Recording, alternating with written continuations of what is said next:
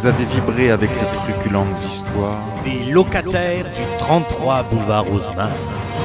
Vous avez aimé être voyeur de cette radio-réalité et pénétrer l'intimité de ces personnages. Laissez-vous maintenant guider dans les méandres du passé et découvrez ceux qui, un jour, ont été pensionnaires du lieu. Découvrez maintenant les archives du 33 boulevard Haussmann. C'est pas possible. Hey.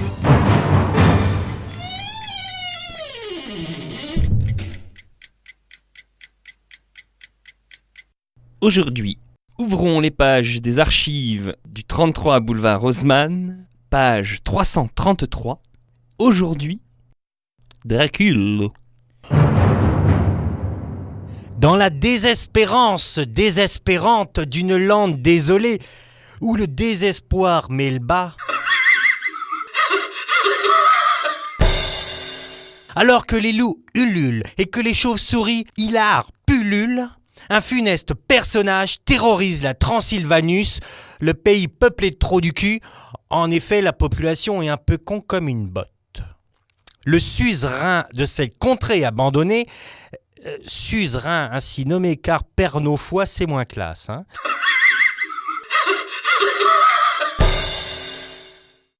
Le suzerain de cette contrée abandonnée, disais-je, n'est autre que le terrible Draculo. Le pourfendeur de sphincter, l'Attila délaté des gazons de terre jaune, l'empaleur de minois et d'ennemis, le terrible tyran, tout ce qui passe à sa portée, le touche pas à mon despote, l'épais du mot dictateur, le sanguinaire, le suceur de sang à la source du jet, le frère suceur assoiffé, la valeur tout rond de vie, le morbide ventripotent, la terreur des carputes, Draculo, le vampire, car ses paix puent vraiment.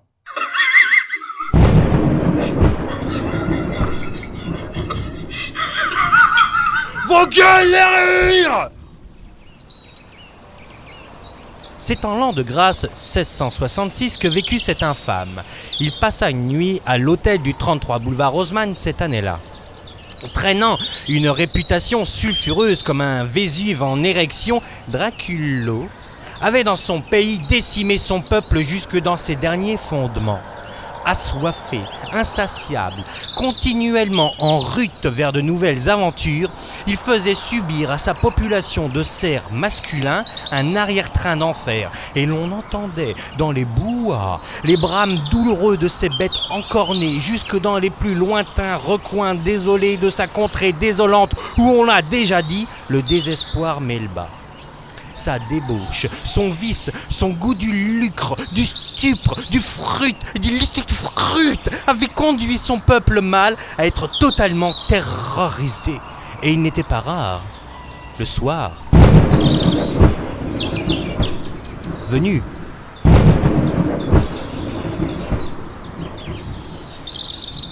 de voir dans leur chaumière de pauvres airs se farcir des gousses d'ail dans l'oignon comme une dérisoire barrière légumineuse aux assauts carnassiers et libidineux d'un potentat impotent et bien qu'inopiné, malheureusement bel et bien pinant. Cet Attila des trous de balles, pourtant, un jour, fut pris au piège de ses pulsions sauvages, alors que, fuyant son apparition dans un village reculé, un vieillard décati, sur lequel l'odieux avait porté son dévolu libidineux, ôta son falzar mouillé pour mieux s'enfuir et le jeta hurlant sur un tas de gravier posé sur le bord de la route. Draculo, bien que reine des abeilles, n'en était pas moins myope comme une taupe, et se jetant sur ce qu'il croyait être un juteux septuagénaire, se mit de rechef à violer allègrement le tas de gravier. Las, pour lui, la pierraille prévue pour réparer les trous dans le sol de la chapelle du village venait de Rome, où elles étaient jadis à l'état de statue de crucifix plus exactement. Et celle-ci était alors amoureusement polie de manière bien impudique par des nonnes perverses qui s'en servaient, n'en déplaise aux frères, comme d'un vibrant masseur. Et c'est bien cornu, quand les serfs se la donnent, les pères versent.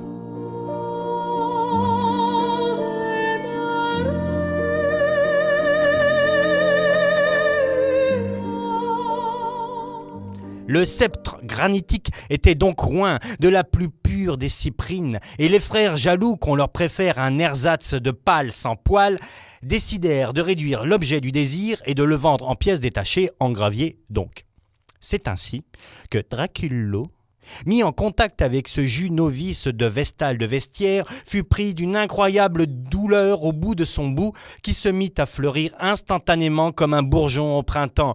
Une blénorageuse punition avait pris son vie en otage. Il n'avait plus la fleur au fusil, mais le pistil verruqueux et la chaude piste qu'il laissait derrière lui comme un escargot bavant du pu lui fit dire ces mots éternels. « Salope !»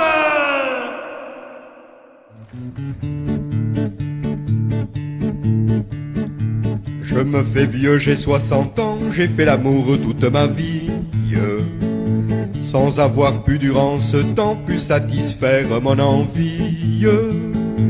Depuis ma venue ici-bas, rien jamais ne me fut propice. Mon vœu ne s'accomplira pas, je n'ai jamais eu la chaude pisse. Le vicaire a 100 fois raison, c'est des imprudents que nous sommes. Il disait dans son oraison que l'ambition perd les hommes. Si je pouvais trouver pourtant quelque obligeant qui me la glisse, mon Dieu que je mourrais content si j'avais eu la chaude pisse. Mon Dieu, pardonnez-moi si ma prière vous offense. On voit toujours plus haut que soi, en vieillesse comme en enfance. Ma fille a connu de l'action, du trépeau n'aime les délices. Mon épouse a eu des morpions, je n'ai jamais eu la chaude pisse. Ainsi traduisait Sonnez-moi, un honnête habitant de Vienne. Je lui dis, ami, suivez-moi, je m'en vais vous passer la mienne. On s'accoupla le lendemain, mais que le bon Dieu le bénisse. Il mourut à moitié chemin, il n'a pas eu la chaude pisse. Dracullo, blessé dans sa chair, n'en pouvait plus de suinter des pertes blanches qui, non contentes d'être douloureuses, étaient également abominablement pestilentielles. Il ne pouvait plus espérer la moindre érection sans partir dans un geyser de pu. Et il dut se résigner à aller se soigner chez le plus éminent docteur Esquequette, le professeur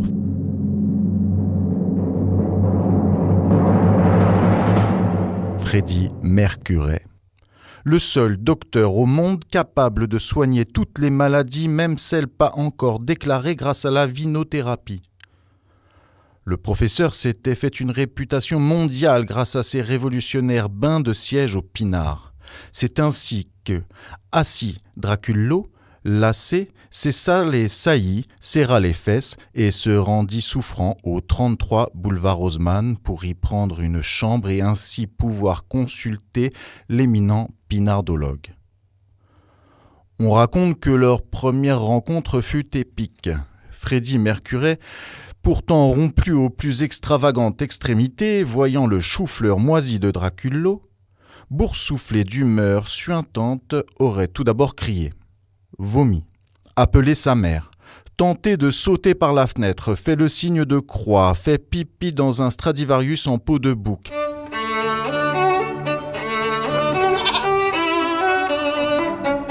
Écraser sa tête sous son presse-papier qui n'est rien d'autre qu'un pied d'éléphant empaillé avec du béton.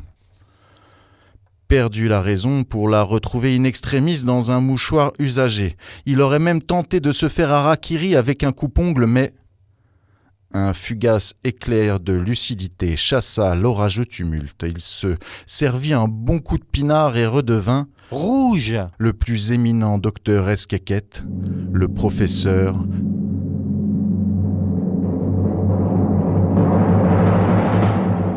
Freddy Mercuret.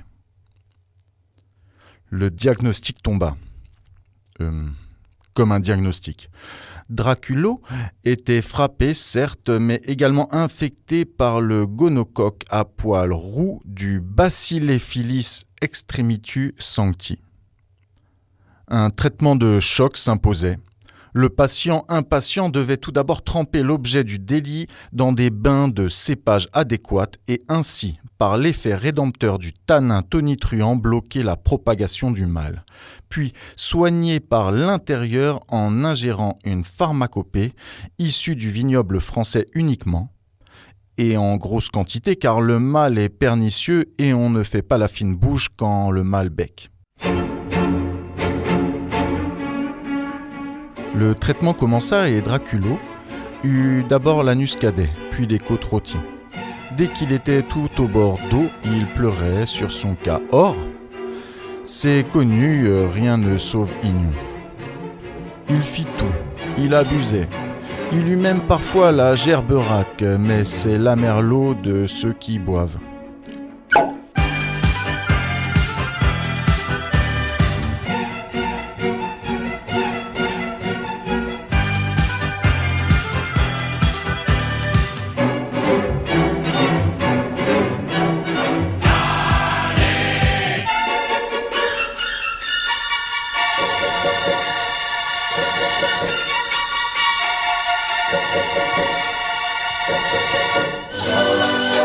La cuitothérapie du bon docteur Freddy Mercuret soigna Draculo. Quoi de plus logique après tout pour un doc de soigner avec des médocs. Et comme l'a dit Arsouille 1, dit le Preut, quand un gland se déchaîne, il fait feu de tout boire. Ainsi, noyant ses mucosités putrides dans les libations infernales, Draculo fut guéri mais devint rouge, une véritable outrace alcoolique dégénérée, suintant la cuite et la déchéance. Terrible tribut payé aux arcanes de la médecine expérimentale. On le voyait parfois déambuler, hagard dans les rues, en exhibant ses attributs devenus fermes et dodus mais incapables de fermeté en dedans. En effet, la libido mais pas de vin. Puis un jour, plus bourré que jamais, une lubie lui vint. Il s'habilla d'un unique pagne, et presque nu comme un verre vide. Il harangua la foule, sema le désordre dans les parcs publics, puis se trouvant face à un gendarme, il prit son pagne, en fit une boulette et le jeta en hurlant dans la face du Pandore. Ce n'était pourtant pas un méchant pagne.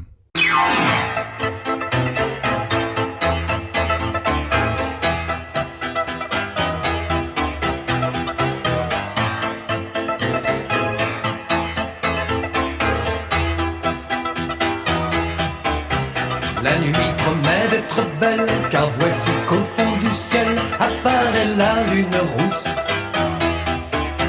Saisi d'une sainte frousse, tout le commun des mortels croit voir le diable à ses trousses.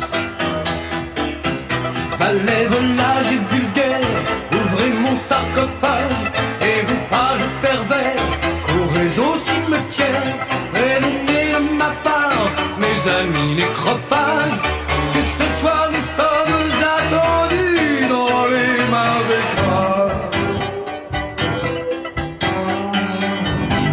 Voici mon message. Cauchemars, fantômes et squelettes, laissez flotter aux idées noires, près de la mare aux oubliettes, venus du sphère obligatoire.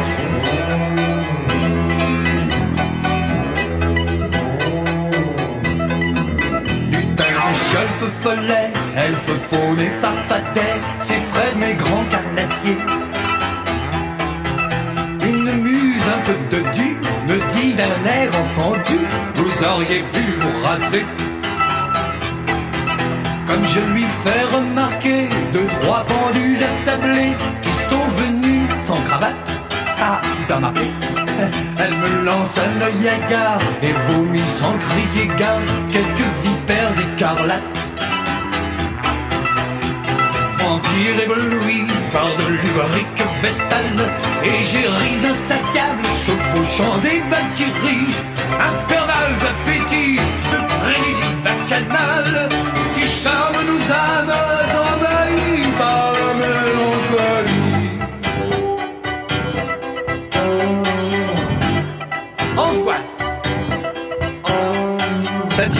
flux, bouc émissaire, gargouilleuse émue, fière gorgone. Laissez ma couronne aux sorcières et mes chimères à la licorne.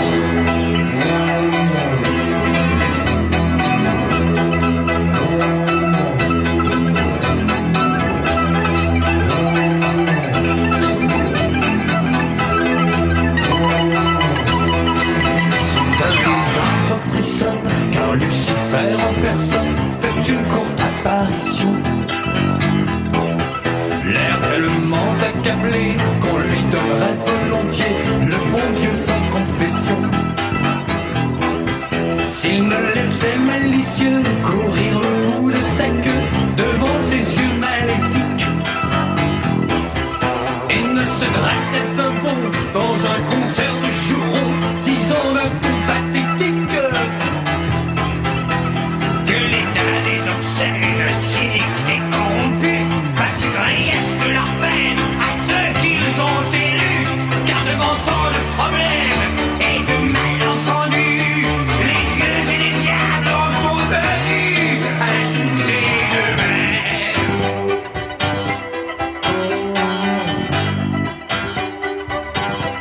Le dédain suprême, mais déjà le ciel blanchit. Esprit, je vous remercie de m'avoir si bien reçu. Caché, lugubre et bossu, déposez-moi au manoir et lâchez ce crucifix. Décrochez-moi ces gousses d'ail qui déshonorent mon portail et me cherchez sans retard.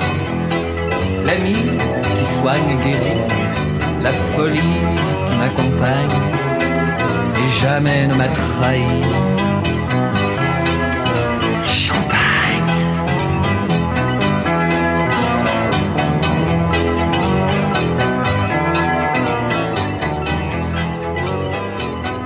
Les archives du 33 boulevard Haussmann. Cette ultime péripétie pourrait marquer la fin du récit de ce bien peu recommandable locataire de notre pourtant très chic 33 boulevard Haussmann. Que nenni! Car le bougre fut présenté devant la justice. Il échappa de justesse au déshonneur d'une peine de prison. Il fut renvoyé, reconduit aux frontières de son pays trou du cul. Déjà, me direz-vous, comme un malotru qui n'avait plus mal au trou, comme un malpropre, lui qui était redevenu presque sain de sang mais pas d'esprit, comme un sans-papier qu'on appelait jadis les pus des arpions. Bref, il revint Rouge. en Transylvanus, pays dont il était le maître 80. Seulement, sa convalescence lui avait sérieusement amoché la superbe et le prédateur de naguère avait du mou dans la prédation. L'avait grippé le bazooka, pépère, l'avait la chignole en tire-bouchon et la sainte bandaison pouvait plus donner l'extrême onction. Il y avait de la fuite au robinet, ça coule tout sec sur les mailles du libido. Et ça, franchement, ça marque mal quand on est le grand Draculo. Rentré chez lui, encore confit dans le pinard comme une triste cerise sur un gâteux, il se présenta sur la place du village, croyant encore y voir clair en semant le trouble, la peur et la désolation. Seulement le cerf est vilain. Plutôt que de louer à crédit le retour du persécuteur, certes, mais bon, un gras vaut mieux que deux tu l'auras. Tous ces gueux se ruèrent sur la pauvre éponge, profitant de sa faiblesse. Ah, les pauvres sont bien tous les mêmes. Salauds de pauvres. Ils le fustigèrent, le battirent, le « tiens, prends ça dans ta gueulère » pour enfin l'empaler violemment sur un tuyau d'où résurgeait par une résurgence une source d'eau pure. C'est dur pour un despote sodomite de finir dans un sodomiteux. Alors l'incroyable se produisit. L'eau, propulsée par la force tellurique de la terre investie, comme une armée en campagne, l'intérieur du corps de Draculo, colonisant chaque pore de son être, chaque particule de sa fibre, chaque atome de sa voix, Draculo, se voyant envahi par le funeste liquide, qui, bien qu'asexué par nature, n'en était pas moins à queue, se pétrifia de réchef, se transformant miraculeusement en statue de pierre. Il se pétrifia donc en pierre. Statue qu'aujourd'hui encore viennent souiller des pigeons crétins, transformant ainsi en dépôt fiante ce vestige du passé. L'ancien pourfendeur d'océan était donc vaincu, terrassé, figé, grotesque dans une posture ridicule, effacé en fontaine. L'amour vache est ainsi fait que se font et des fontaines, crimes et châtiments. Le seul bassin qu'il fourrageait maintenant était rempli de poissons, la fiotte n'était plus que flotte. Et cruel coup de la Providence, une touffe végétale est apparue au fond de celui-ci et un jonc ferme et dur a poussé précisément à l'endroit qui, précisément, ne pouvait plus être ferme et dur. Vous me suivez ? Aussi, depuis, il est d'usage, lorsqu'on passe près de cette statue, lorsqu'on mate la turgescence végétale, de rester affable devant le jonc de la fontaine. Is this the real life? Is this just fantasy? Caught in a landslide, no escape from reality. Open your eyes, look up to the skies and see. I'm just a poor boy, I need no sympathy, 'cause I'm easy come, easy go, little high, little low. Any way the wind blows doesn't really matter to me, to me.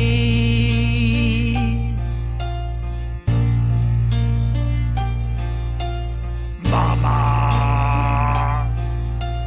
Mama, yeah, Mama, Mama,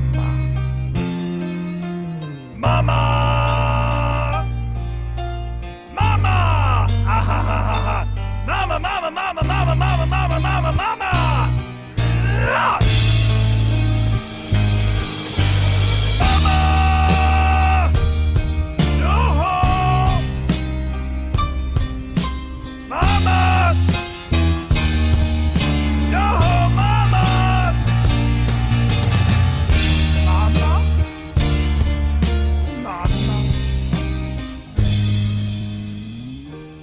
Dada?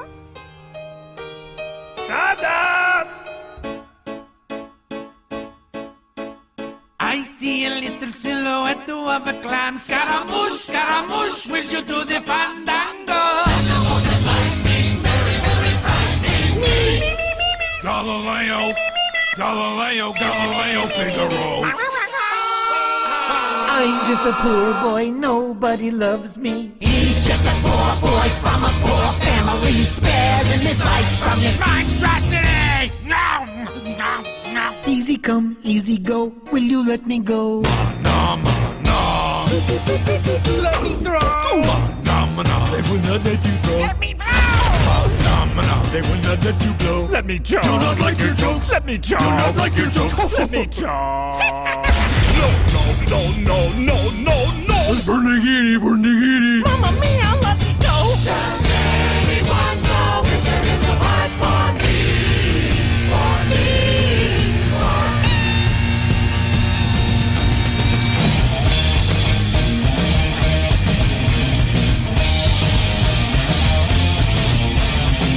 So they tell us this video's going too fast.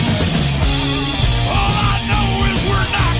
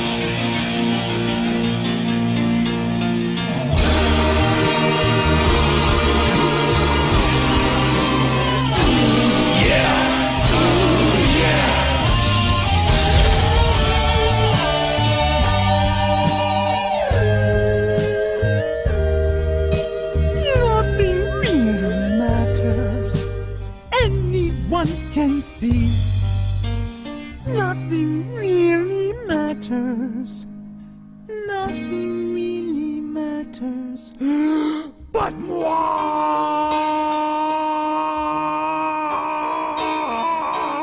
Cette émission a été préparée Par XY et Zeno, et mise en onde par... Jérôme Gobin des Bois.